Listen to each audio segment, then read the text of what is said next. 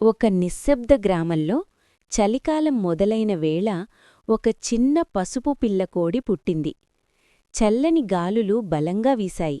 నేలంతా మంచుతో కప్పబడింది. ఇతర జంతువులు తమ గూళ్లలో వెచ్చగా ఉన్నా ఆ చిన్న పిల్లకోడి మాత్రం వణుకుతూ రోజులు గడిపింది. ఆహారం కోసం పిల్లకోడి చుట్టూ తిరిగింది. కాని చలికాలం వల్ల గింజలు అన్నీ మంచు కింద దాగిపోయాయి. దాని చిన్న కాళ్ళు చల్లబడ్డాయి. రెక్కలు చలిని తట్టుకునేంత బలంగా లేవు.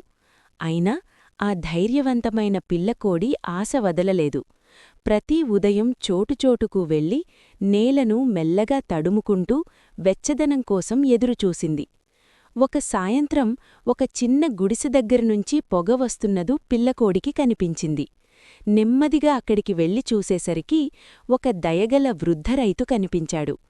వణుకుతున్న పిల్లకోడిని చూసి అతను చిరునవ్వుతో ఎండిన గడ్డి పెట్టి ఒక వెచ్చని ఆశ్రయం చేశాడు. తినడానికి కొద్దిగా గింజలు, తాగడానికి నీరు ఇచ్చాడు. రోజులు గడిచే కొద్దీ పిల్లకోడి బలంగా మారింది. చలికాలం ఇంకా చల్లగానే ఉన్నా ఆశ మాత్రం దాన్ని వెచ్చగా ఉంచింది. చివరికి వసంతం వచ్చేసరికి పూలు వికసించాయి. పిల్లకోడి సూర్యకాంతిలో ఆనందంగా పరిగెత్తింది.